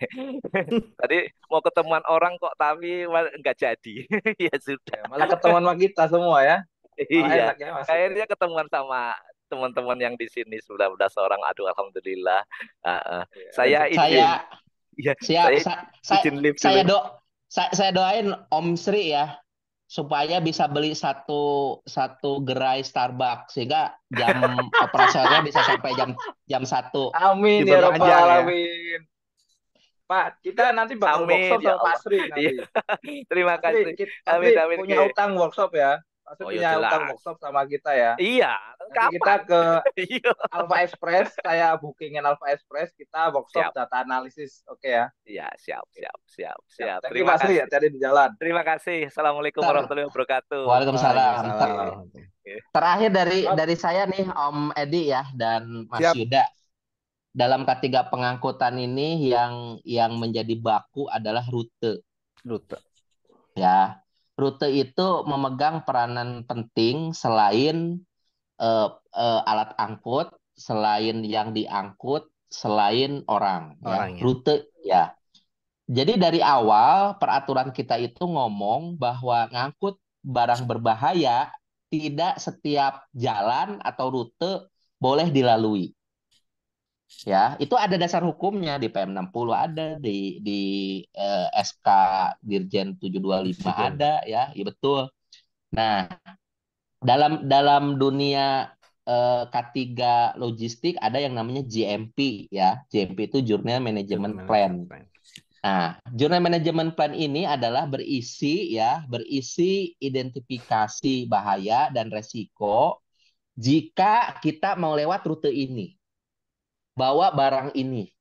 Jadi nanti jadi kalau kalau kayak pilot ya, kalau di pesawat terbang itu ketika masuk mau mau mau terbang itu Pak, mereka akan dikasih satu buku GMP misalkan gitu ya. Dan itu mereka akan ngikutin rute itu, koordinat itu. Makanya di kapal mah Pak nggak pernah tersesat gara-gara lihat warung kopi ya, enggak. Nah, kalau di darat, nah ini rutenya bisa banyak macam-macam.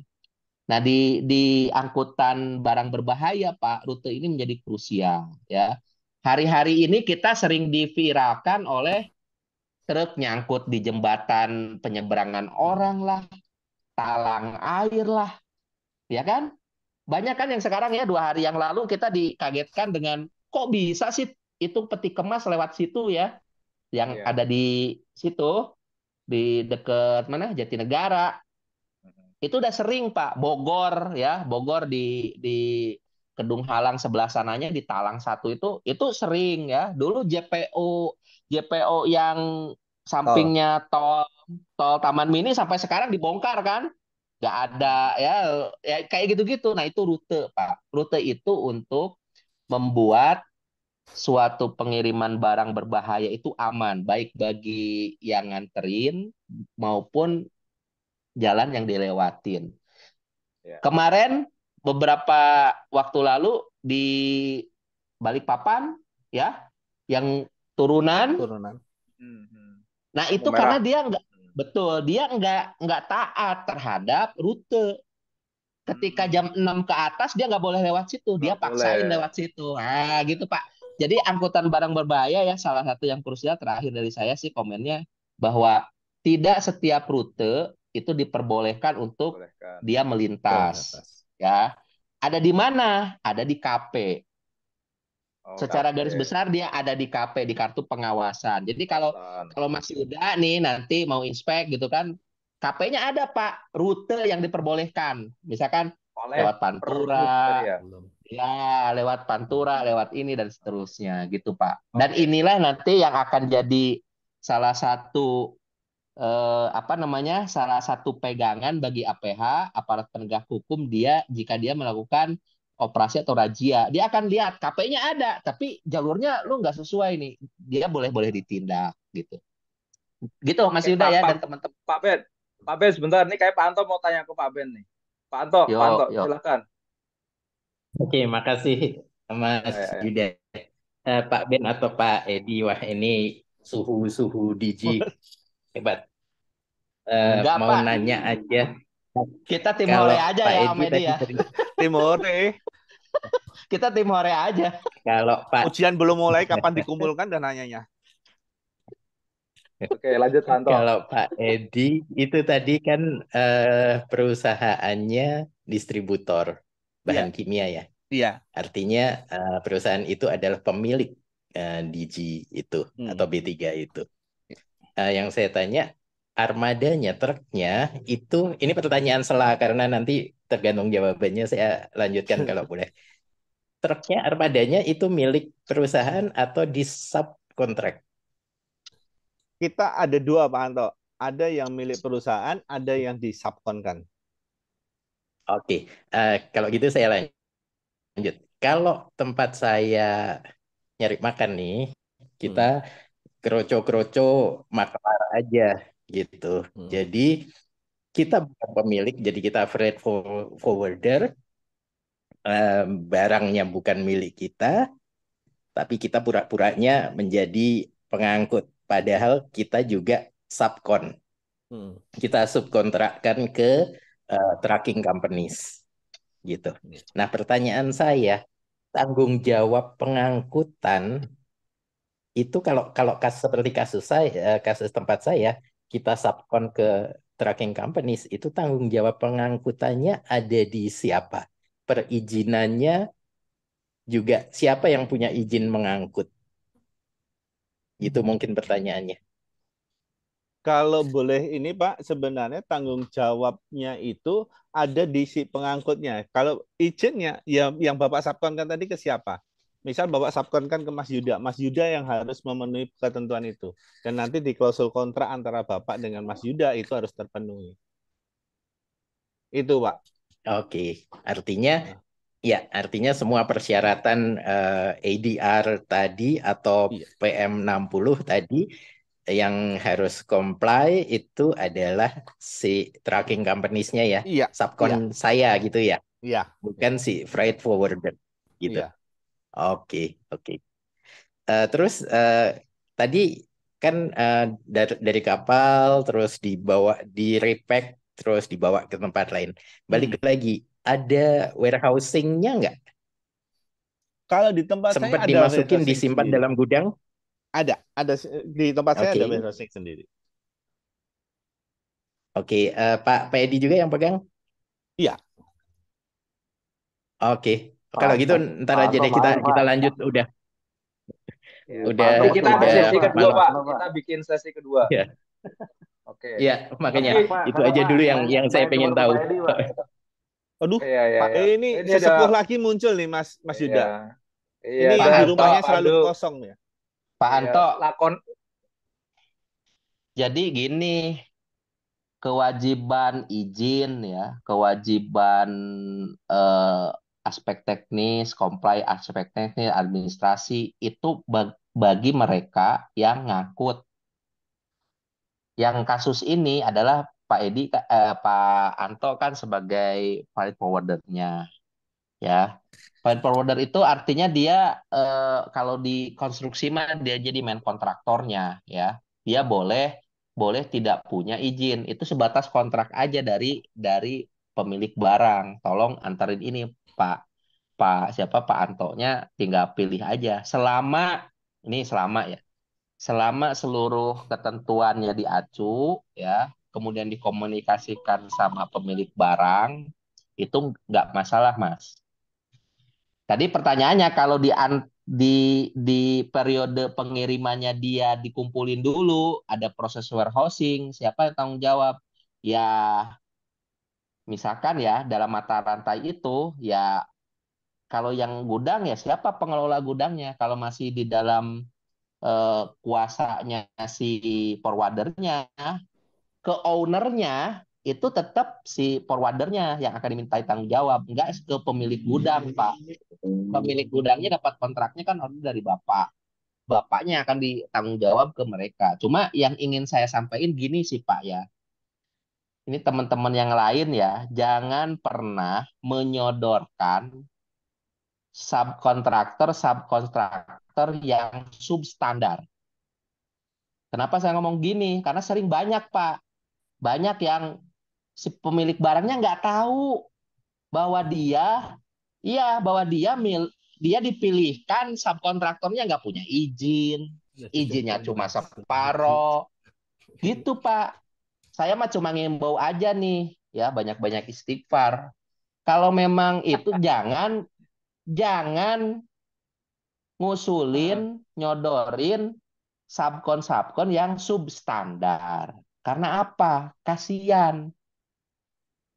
Kalau masalah harga, Pak, ini yang mulai lagi. Telur sama ayam, kan harganya nggak bisa bersaing. Kan begitu biasanya. Ya harusnya harus bisa dibedakan, Pak. Kita ngangkut sayur, bayam, kangkung, atau ngangkut barang kimia. Jadi kalau istilahnya gini, Pak, kalau kita nggak kompakin, pemilik barang juga akan nganggap barangnya itu barang Biasa doang. disetarakan dengan sayur biasa doang. Itu Pak yang kita nggak pernah ajeg. Itulah kenapa saya bilang di asosiasi kita tuh harus punya kepekaan dan kerelaan untuk sama-sama nih. Nggak boleh Pak, nggak ada muatan. Akhirnya kita banting harga, menganggap bahwa ini dianggap satuannya sama kayak harga ngangkut bayem misalkan. Itu yang terjadi Pak sekarang. Ya, padahal ngurus izinnya aja lama ya. Iya, Aspek iya. teknis, wah harus ada GPS, GPS-nya harus aktif, ya kan? Coba Bapak lihat di PM60 ya, apa tuh yang terkait dengan itu? Harus ada pembatas kecepatan, harus ada monitoring sopir. Itu semua hanya bisa dilakukan oleh GPS. GPS yang mana? Yang bukan handphone, tapi GPS yang ditanam di kendaraan yang bisa Iya, Iya, kita mah enggak, Pak. monitoring. Iya.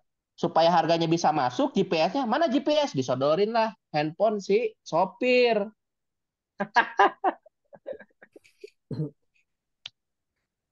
Udah Pak, Iya, iya, kalau ngebahas iya, ini iya. kayaknya bisa sampai Tapi 2:30 nih. tapi bener nih Pak. Tapi ini menarik ya, Pak Tohang. Nanti ditahan dulu ya. Kita mungkin kayak harus bikin 2 sesi, 3 sesi ya tuh kayak ini. Karena saya masih punya catatan Pak Ben. Tadi Pak Ben masih ngomong masalah kemasan loh. Padahal ada berapa tuh? Kemasan, lain-lain gitu kan. Nah, Pak Ben nanti bisa sharing lagi lah Pak Ben. Tadi kan Aman masih lah. kemasan ya. Ada compatible, tidak bocor, label, sama apa tadi terakhir tuh. Nah, nanti kita bisa lanjutkan di sesi berikutnya. Terus ini kayaknya udah Aman. malam juga ya. Kita besok mau upacara nih. Apalagi yang pakai baju Pertamina itu tuh samping itu kita tadi. Upacara kayaknya. bentar.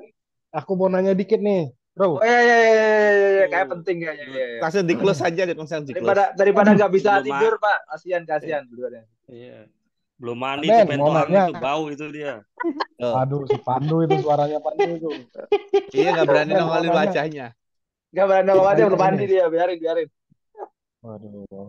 Ini kebetulan tadi kan ngomongin JMP. Saya nih sebelum ini diskusi baru ngomong dengan Pak Edi Supaka. Saya tertarik tadi tuh. Berarti kalau rute di JMP itu kan harus sesuai KP ya, kartu pengawasan. Saya pernah lihat kartu pengawasan itu tidak detail. Dia hanya bicara nama-nama kota. Nggak tahu ya kalau diingatkan kalau saya terlewat. Jadi saya baru diperintahkan untuk review JMP. Dan JMP itu dibuat oleh si forwardernya itu ya. Bukan kami tidak pernah dititipkan untuk itu. Cuma suruh aja review. Nah, dari mana kami bisa tahu bahwa jalan itu diperbolehkan untuk pengangkutan B3? Kalau saya refer ke KP tadi, gimana saya harus lihat itu ya? Kayaknya saya terlewat atau saya nggak tahu. Gini ya, kita ngomongin yang umum aja dulu ya. Kalau ngupas detail nanti harus 1 sesi nih, setengah hari atau 1 harian. Yang pertama, suatu kendaraan itu boleh lewat atau ke situ. Yang pertama adalah kelas jalan dibandingkan dengan apa? Kelas jalan Berat muatan. versus Berat muatan. apa? JBB, JBI atau apa nih? Nah, itu dilihat ya. Jadi ketika Bapak kan paham nih Pak Tohang ya, di sekitaran Bapak ini kelas jalannya kelas jalan berapa? Nah, ketika itu Bapak bisa identifikasi aja ya, Bapak akan minta si transporter atau forwarder pasti akan minta misalkan ya lebih dari 1 truk. Karena apa? Karena kelas jalannya untuk satu misalkan ya kelas 3 itu berapa. Jadi kalau Bapak muatnya kebanyakan cuma datang 1 truk, berarti Bapak juga punya andil merusak jalan karena Bapak mintanya satu kali gebrak untuk muatan yang melebihi JBB misalkan gitu Om. Terus satu, lihat kelas jalannya. Kalau nggak tahu, tanya kemana? Tanya ke Dishub. Yang nentuin kelas jalan siapa? Dinas Perhubungan setempat sesuai kewenangannya. Kalau dia jalan nasional, tinggal di googling aja ya. Ada aplikasi namanya apa? Lapor jalan. Nah itu bisa Pak dilihat nanti ketik Jalan mana misalkan Jalan R Mata Dinata. Ah ini kelas berapa nih dari sini sampai sono. Nanti ada batasnya. Itu satu kelas jalan. Yang kedua tadi di rute KP ya. Memang Pak di rute KP juga itu kadang-kadang kepotong. Rutenya panjang Pak, dari Aceh sampai ke Kupang. Sehingga untuk menyederhanakan masuk semua di KP, itu biasanya nama kota-kota aja. Ketika itu yang Singkat. terjadi, betul. Ketika itu yang terjadi, Pak, Bapak tanya JMP-nya. JMP itu adalah dari tempat dia eh, muat sampai nyampe ke Tujuan. tempat Bapak. Betul, nyampe ke tempat Bapak. Yang paling gampang itu JMP. Di JMP itu yang paling gampangnya itu dilihat di tabelnya. Ya, di tabelnya itu ada. Saya akan melewati kelas jalan 3. Jadi nanti yang membatasi odol itu Pak, yang membatasi odol itu sebenarnya satu ya kelas jalan. Yang kedua adalah batas muatan yang ada di KIR. Yang ketiga adalah KP. Yang keempat adalah rekomendasi yang tadi. Di rekomendasi itu ada Pak, maksimalnya berapa gitu ada. Jadi di antara 4 itu Bapak pilih yang paling ketat. Artinya kalau loading berarti yang paling ringan. Kadang-kadang Pak punten ya, user juga pengennya untung. Udahlah, kirim satu mobil aja sini, lu muat semua. Nah, kalau udah begitu siapa yang salah? Salah di penjara, Pak. Nah, kalau ngambil komputer malam, pasti siangnya dihukum. Gitu Om ya. Nanti kita ngobrol-ngobrol banyak lah terkait ini ya. Banyak Karena kalau soal angkutan. betul. Jadi karena kalau udah main di jalan ya, semua pihak juga gitu. JMP juga gitu Om Tohang ya. JMP juga ada yang versi sederhana, ada yang versi menengah gitu, ada yang versi jelimet juga ada. Bapak kalau pindahan orang drilling, mob demob itu JMP-nya Bapak tahu sendiri lah ya. Ngejelimet tuh.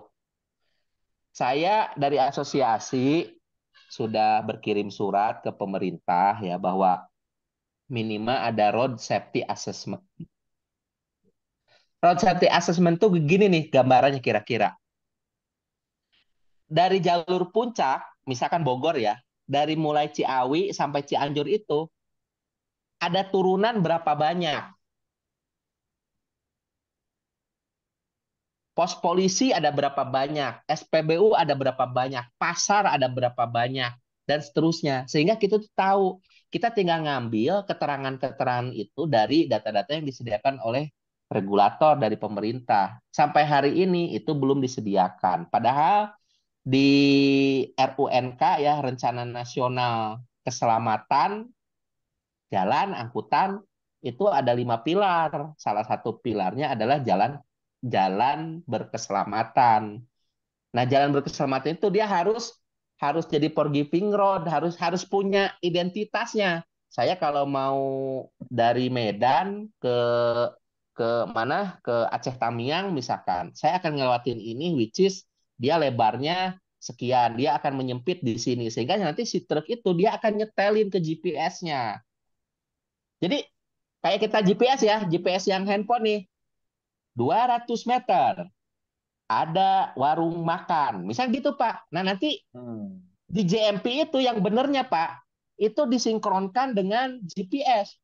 200 meter lagi jalan menyempit ya. Ojo kencang-kencang, turunkan ke 40. Gitu, Pak. Harusnya begitu. Kita malah belum. Sopirnya lain lagi, telepon sana sini. Gitu. Jadi di JMP pun kita harus banyak yang diimprove, Pak. Nah, salah satu, saya terima kasih kepada user ya. User yang mewajibkan JMP itu akan memaksa seluruh transporter untuk taat bikin JMP ya. Saya dulu uring-uringan. Ini ngapain sih? Di tempat sana saya nggak disuruh, di sini disuruh. Jangan-jangan kurang kopinya nih kalau di sini. Kan biasanya begitu ya. Samsungnya menyanyi kurang. Iya, padahal baseline-nya ya minimal requirement-nya memang harus ada. Karena angkutan barang berbahaya, limbah B3 ya. Sejatinya itu adalah bisnis ketaatan. Jangan lupa Pak, ketika dia ngomong bukan bisnis ketaatan, itulah dia akan banting harga. Jadi dianggapnya ngangkut sayur. Kalau udah ngangkut sayur, Pak, nggak perlu KP, nggak perlu SOP kedaruratan, nggak perlu sopirnya disertifikasi. Gitu, Pak. Ini kadang-kadang pengusahanya menjatuhkan makomnya sendiri. Dia udah ada di makom angkutan barang khusus, dia jatuhin dengan harga begitu, sehingga dari segi komunitas gitu ancur-ancuran. Nah, itu yang kita sering dorong, Pak, ya, sering dorong ya untuk teman-teman ini sadar lah. Kalau kita nggak bersatu ya, saling ngingetin, suatu saat semua akan tenggelam. Benar, Pak, tenggelam. Sehingga kita nggak akan tahu bedanya. Jadi pengusaha itu nggak ada pro, dia nggak ada kebanggaan, nggak ada dignity gitu. Oh, gue ngangkut bawang sama ngangkut asam sulfat bayarnya sama. Udahlah, tinggalin aja. Barang berbahaya mah nggak nguntungin, susah doang. Bayangin, Pak, nih satu lagi ya. Angkutan barang berbahaya ketika dia di rest area, boleh nggak gabung sama parkiran barang lain? Nggak boleh. Cuma mau parkir di mana, di rest areanya nggak ada tempatnya. Iya. Nggak mengakomodir. Nih, Bapak, gitu, Pak. Padahal di peraturannya dedicated parking park. Khusus. Iya. Lah, masuk ke rest area. Dari Kemenhub-nya tidak ada meminta requirement-nya di rest area berarti, Pak. Makanya nggak dibuat. Sedangkan diminta aja mereka nggak buat, apalagi nggak diminta. Ya nggak begitu. Kalau begitu nanti lama-lama kita akan protes sama Tuhan. Artinya, Pak, kita itu ada diskresi ya. HSE itu jangan ini boleh, nunjukin ini boleh, itu boleh doang. Tapi kita harus berani diskresi. Makanya tadi masalah kita di HSE itu, satu, kewenangan itu nggak pernah dicantumin di job desk. Yang kedua, HSE-nya itu nggak berani ngeluarin diskresi. Diskresi itu gini, Pak. Maksudnya itu diskresi itu gini, Pak, ya. Ini dari sekian requirement, sebenarnya kalau dengan pengawasan yang ketat, ini bisa nih. Nah, seorang HSE itu ngomongnya begini, oke, Pak, sekali ini Bapak saya bolehkan masuk dengan saya awasin 3 orang. Setelah ini saya nggak ada toleransi lagi. Lu besok kesini lagi, lu harus comply.